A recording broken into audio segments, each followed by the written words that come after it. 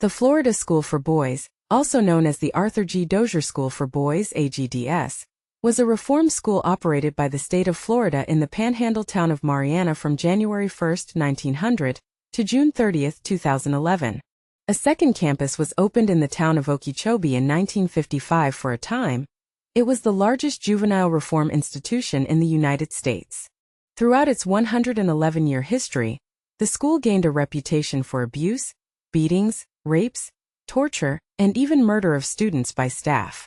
Despite periodic investigations, changes of leadership, and promises to improve, the cruelty and abuse continued after the school failed a state inspection in 2009. The governor ordered a full investigation.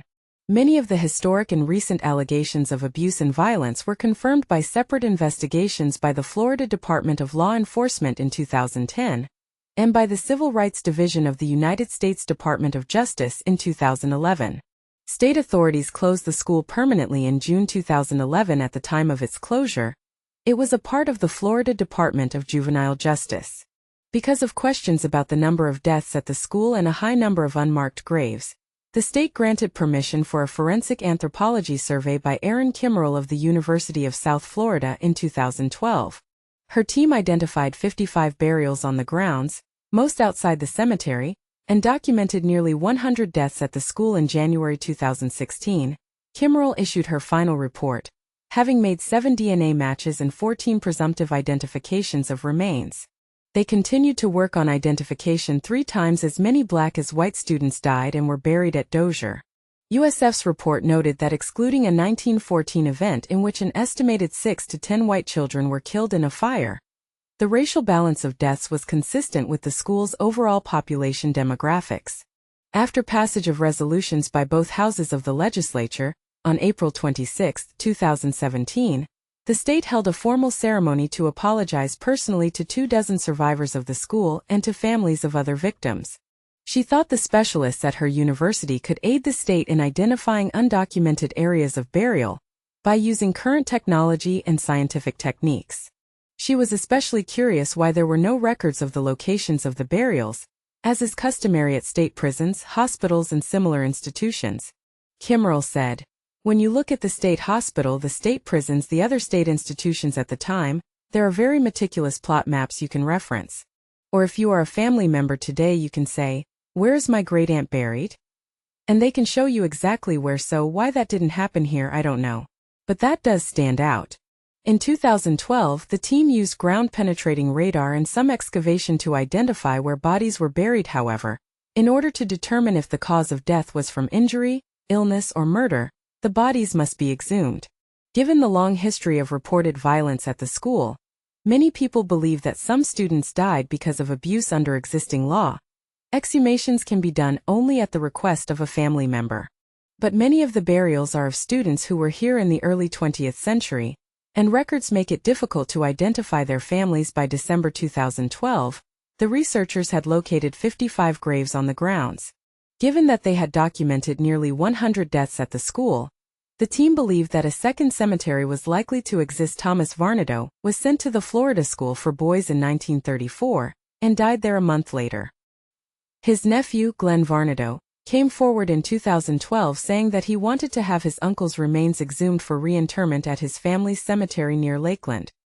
He had visited Dozier School in the 1990s, and a staff member showed him where his uncle might be buried. That location was not the same as the area where the most recent burials were found.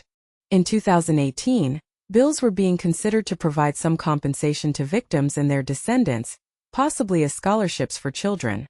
The state originally limited the USF team to searching the existing, delineated cemetery grounds, saying they did not have the authority to order exhumation of graves. When the state announced plans to sell much of the Dozier property for redevelopment, Varnado filed suit against the action, as he was a family member seeking a specific exhumation. A judge issued a temporary injunction blocking the sale until Thomas Varnado's body was exhumed. State officials subsequently granted the university team permission to search all areas of the former facility for possible burial sites. They requested federal funds to pay for a forensic examination of all graves on the grounds. On August 6, 2013, Governor Rick Scott and the Florida cabinet issued a permit allowing a team of University of South Florida anthropologists and archaeologists to excavate and examine the remains of any boys buried at the Dozier site. Exhumations began on August 31, 2013, according to Robert Straley, a spokesman for the White House Boys. School-segregated white and black inmates and remains are located where black inmates were held. He suspects there is another white cemetery that hasn't been discovered. I think that there are at least 100 more bodies up there, he said. At some point they are going to find more bodies, I'm dead certain of that. There has to be a white graveyard on the white side. Bones, teeth and artifacts from grave sites were sent to the University of North Texas Health Science Center for DNA testing. In January 2014, Kimmerell announced that excavations had yielded remains of 55 bodies, almost twice the number documented in official records. By September 26, 2014, the remains of 3 boys, George Owen Smith, reported missing since 1940, Thomas Varnado, reportedly died of pneumonia in 1934, and Earl Wilson, died in 1944, had been identified. In 2019, during preliminary survey work for a pollution cleanup, a further 27 suspected graves were identified by ground-penetrating radar. In January 2016, the USF team issued its final report. The team had made a total of 7 DNA matches and 14 presumptive identifications from the 51 remains found at the site. A total of 55 burials were identified, but only 13 were made within the cemetery grounds, and the rest of the graves were outside in the woods, including under a roadway, brush, and a large mulberry tree. While they had documented 98 deaths at the site, they were unable to identify any more burials on the ground. Some bodies may have been sent home to students' families. The USF team will continue to work with other organizations and families on DNA and other means of identification of the remains that were found. They created computer facial approximations from remains to help with identification. A number of families, including the Glenn Varnado family, have filed requests to have the remains of their children or relatives repatriated. In late March 2019, an additional 27 possible graves were identified during a pollution cleanup on the Dozier site. Florida Governor Ron DeSantis directed state agencies to work with Jackson County officials to develop a path forward. In March 2014, Governor Rick Scott signed a bill authorizing up to $7,500 per burial for those families who wanted to reinter the remains of relatives identified in unmarked graves at the Florida School for Boys. This followed the University of South Florida's report in January, which said they had been able to make matches of 21 sets of remains to known families. In addition, the bill created a task force to establish a memorial, as well as deciding how to handle the remains of bodies that have yet to be identified or claimed by families. On April 26, 2017, the state held a formal ceremony with families and survivors to apologize for the abuses of children at the school. Both houses of the legislature passed resolutions supporting the apology. In 2024, a bill to compensate the victims of the Dozier School for Boys, carried by Representative Michelle Salzman and Senator Darrell Rosen, was approved by the state legislature and signed into law. A proposed House bill ultimately funded 2 memorials built in Tallahassee and on the former school grounds in Marianna, reburial of remains and restitution to victims. In 2024, a bill to compensate the victims of the Dozier School for Boys, carried by Representative Michelle Salzman and Senator Darrell Rosen, was approved by the state legislature and sent to the governor to be signed into law. From its opening in 1900, the Marianna site was an open campus of about 1,400 acres without any perimeter fencing. The site was originally divided into 2 subcampuses, South Side or Number 1, for white students, and North Side, or Number 2. For colored students, the sections were segregated until 1966. A cemetery was located on the north side, known as the Boot Hill Cemetery. Most of the graves were unmarked, and records of many of the documented 100 students who died at the facility were lacking. A 2014 report from an extensive forensic investigation, carried out by Aaron Kimmerell, Ph.D., from the University of South Florida beginning in 2011, said the buried remains of 55 students were found, including numerous remains found outside the cemetery boundaries, in the woods or brush areas. Kimmerell's team has been trying to identify them, some through the use of DNA, but many were still unidentified by the time the report was issued in 199091. the Northside campus was permanently closed. In 1929, an 11-room concrete block detention building, also containing cells white students, was constructed to house incorrigible or violent students. The site was not originally fenced. Students called it the White House. In the 1950s and 1960s, it was the site of most staff beatings of students. Black boys were also punished in the form of whippings and beatings in the White House, but were detained in segregated isolation cells on the colored side of campus. After corporal punishment at the school was abolished in 1967, the building was used for storage. In 2008, in response to allegations of the extreme beatings and torture that took place there, state officials sealed the building in a public ceremony, leaving a memorial plaque. It has remained empty since. At the time of the U.S. Justice Department investigation in 201011, shortly before the facility was closed, Dozier was a fenced, 159-acre high-risk residential facility for 104 boys aged 13 to 21 who had been committed there by a court. Their average length of stay at Dozier was 9 to 12 months. They lived in several cottages, with each boy having an unlocked room. On an adjacent site was the Jackson Juvenile Offender Center, a maximum-risk facility for chronic offenders guilty of felonies or violent crimes. It housed residents in single, locked cells like a prison. According to the 2010 abuse investigation by the Florida Department of Law Enforcement, the school was first organized under an 1897 act of the legislature and began operations on the Mariana campus on January 1, 1900, as the Florida State Reform School. It was overseen by 5 commissioners appointed by the Governor William Dunnington Bloxham, who were to operate the school and make biennial reports to the legislature. At some time thereafter, the commissioners were replaced by the Governor and Cabinet of Florida, acting as the Board of Commissioners of state institutions. In 1914, the name was changed to the Florida Industrial School for Boys, and in 1957 to the Florida School for Boys. In 1955, the Okeechobee campus opened. In 1967, the name of the Mariana campus was changed to the Arthur G. Dozier School for Boys in honor of a former superintendent of the school. In 1903, an inspection reported that children at the school were commonly kept in leg irons. According to the 2012 interim report by the University of South Florida, which was commissioned to investigate the cemetery and burials, the school was investigated by the state 6 times during its first 13 years of operation. A fire in a dormitory at the school in 1914 killed an estimated 6 to 10 students and 2 staff members. 11 students were recorded as having died in the 1918 Spanish flu epidemic, but they were not named. A 13-year-old boy sent to the school in 1934 for trespassing died 38 days after arriving there. Recorded burials at the Boot Hill Cemetery took place from 1914 to 1952. In 1968, Florida Governor Claude Kirk said, after a visit to the school where he found overcrowding and poor conditions, that somebody should have blown the whistle a long time ago. At this time, the school housed 564 boys, some for offenses as minor as school truancy, running away from home, or incorrigibility, including cigarette smoking. They ranged in age from 10 to 16 years old. The White House was closed in 1967. Officially, corporal punishment at the school was banned in August 1968. In 1969, as part of a governmental reorganization, the school came under the management of the Division of Youth Services of the newly created Department of Health and Rehabilitative Services, HRS. In 1996, HRS was reorganized as the Florida Department of Children and Families.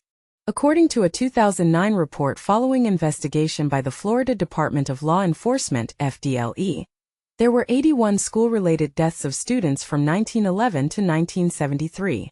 31 of these boys were said to be buried on the school grounds, with other bodies shipped home to families or buried in unknown locations. There are 31 simple crosses as grave markers at the cemetery, installed in the 1960s and 1990s, but they have been found not to correspond to specific burials. The 2012 interim report by Kimmerl, her team found a total of 98 documented deaths at the school from 1914 to 1973, including 2 staff members.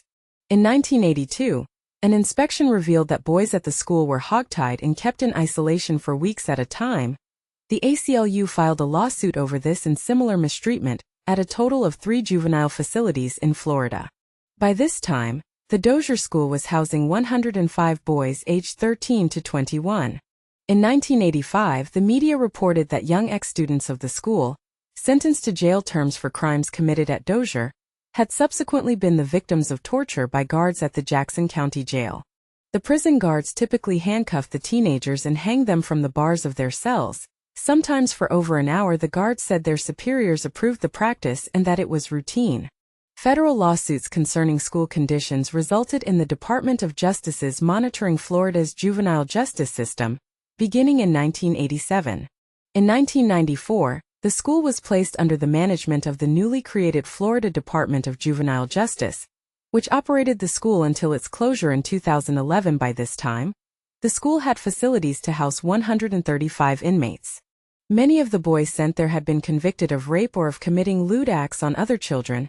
On September 16, 1998, a resident of the school lost his right arm in a washing machine. A lawsuit was filed against the institution, and the plaintiff was awarded an undisclosed amount in 2003. In April 2007, the acting superintendent of the school and one other employee were fired following allegations of abuse of inmates. The state officially acknowledged that abuses had taken place there. The White House Boys, a growing group of adult survivors who had been held there in the 1950s and 1960s, were speaking out to the press about conditions and their experiences. In October 2008, several of them attended a state ceremony to install a historic plaque at the now-closed White House that acknowledged that brutal past the news was carried nationwide. In late 2009, the school failed its annual inspection.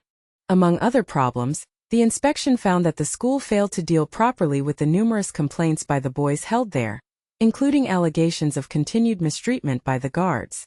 State Representative Darryl Rosen said the system was struggling to move on from a long-standing culture of violence and abuse. The U.S. Department of Justice conducted a survey of 195 U.S. facilities, including the Florida School for Boys. According to its 2010 report, 113% of boys surveyed at the school reported that they had been subject to sexual abuse by staff using force in the last 12 months, and 10.3% reported that they had been subject to it without the use of force. 2% reported sexual victimization by another inmate. DOJ said these percentages meant the home was deemed to have neither high nor low rates of sexual victimization compared with the other institutions assessed in the survey. In July 2010, the state announced its plan to merge Dozier with JJOC, creating a single new facility, the North Florida Youth Development Center, with an open campus and a closed campus. However, the following year, claiming budgetary limitations, the state decided to close both facilities on June 30, 2011. Remaining students were sent to other juvenile justice facilities around the state. After Hurricane Michael in 2018, the Jackson County Sheriff's Office was given the property, now known as Endeavor, to relocate its damaged offices. In the late 20th century, former students who had been held at the school in the 1950s and 1960s began to share accounts of abuses that they had suffered or observed against students. They organized as a group who became known as the White House Boys. By the early 21st century, there were about 400 members, survivors of the school from the 1950s and 1960s. Since the early 2000s, members of the group began to speak publicly about their experiences to the media and to challenge the state to investigate practices and personnel at the school. More than 300 men have publicly recounted abuse and torture at the school. The survivors have set up more than one website.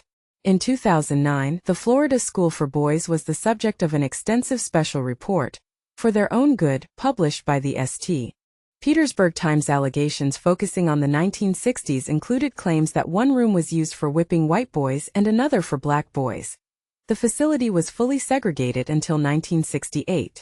The whippings were carried out by guards using a 3-foot-long belt made of leather and metal, and were so severe that the victim's underwear could become embedded in his skin.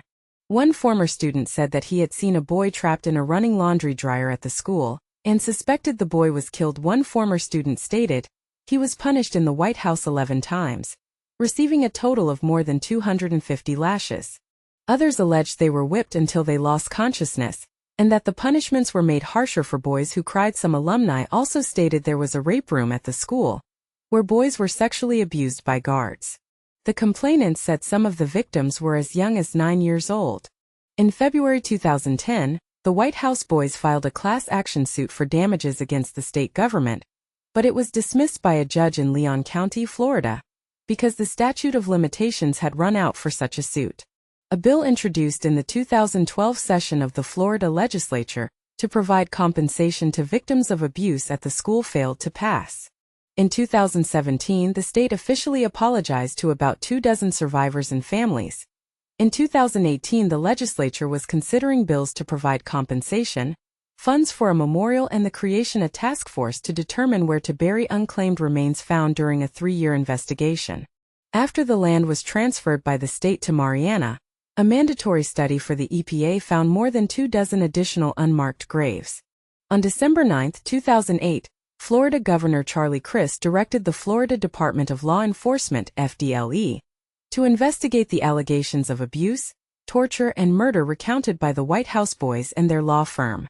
Crist requested that the department determine 1. The entity that owned or operated the property at the time the graves were placed, 2. Identification, where possible, of the remains of those individuals buried on the site, and 3. Determine if any crimes were committed, and if so, the perpetrators of those crimes. The FDLE conducted more than 100 interviews of former students, family members of former students, and former staff members of the school during the 15-month investigation, but no concrete evidence was found linking any of the student deaths to the actions of school staff, or to any attempts by staff to conceal deaths. None of the graves was opened during the investigation. The investigation determined that the 31 graves at the facility had been dug between 1914 and 1952. A forensic examination of the White House was conducted. No trace evidence of blood on the walls was found. Some former Dozier students told investigators that they felt they had needed the discipline. Troy Tidwell, who was a staff member at the school during that period, said that punishments in the White House were not excessive. He said staff used the leather strap because they were concerned that spankings with wooden paddles, as had previously taken place, might injure the boys. In January 2010, the Department of Law Enforcement released its findings. This investigation included over 100 interviews of former students, family of former students, and former staff members of the school. The interviews confirmed that in addition to the implementation of the individual rating system, school administrators use corporal punishment as a tool to encourage obedience. The interviews revealed little disagreement about the way in which corporal punishment was administered. The former students were consistent in that punishment was administered by school administrators and adult staff witnesses in the building referred to as the White House. The former students were consistent in stating that a wooden paddle or leather strap was the implement used for administering punishment. The area of disagreement among former students was the number of spankings administered and their severity. Although some former students stated that they were beaten to the point that the skin of their buttocks blistered and bled profusely, there was little to no evidence of visible residual scarring. A secondary disagreement was the former students' perceptions of the punishment process. Some former students stated that their spankings caused them no psychological harm, and that they learned from their mistakes, while others stated that, mentally, they suffered greatly as a result and still do so to this day. Some reports by former students stated that in addition to corporal punishment, they were also subjected to sexual abuse at the hands of former staff members or other students. With the passage of over 50 years, no tangible physical evidence was found to either support or refute the allegations of physical or sexual abuse. On March 11, 2010, State Attorney Glenn Hess announced that no criminal charges would be filed in the case. After interviewing investigators and attorneys representing both the White House Boys and an administrator, and after reviewing the Department of Law Enforcement's report, Hess concluded that he would be unable to prove or disprove criminal wrongdoing in the case in a court of law. In its December 2011 report of its investigation at the Dozier School, the Civil Rights Division of the United States Department of Justice made the following findings about staff at the school, who were cited for use of excessive force, inappropriate isolation, and extension of confinement. The youth confined at Dozier and at JJOC were subjected to conditions that placed them at serious risk of avoidable harm, in violation of their rights protected by the Constitution of the United States. During our investigation, we received credible reports of misconduct by staff members to youth within their custody. The allegations revealed systemic, egregious, and dangerous practices exacerbated by a lack of accountability, and controls. These systemic deficiencies exist because state policies and generally accepted juvenile justice procedures were not being followed. We found that staff did not receive minimally adequate training. We also found that proper supervision and accountability measures were limited and did not suffice to prevent undue restraints and punishments. Staff failed to report allegations of abuse to the state. Supervisors and administrators. Staff members often failed to accurately describe use of force incidents and properly record use of mechanical restraints. Aaron Kimmerell, a forensic anthropologist and University of South Florida associate professor, led a USF team of anthropologists, biologists, and archaeologists exploring the Mariana campus in a project authorized by the state. The stories of the White House boys piqued her interest, as she had worked with international groups to identify remains and burials in areas of warfare.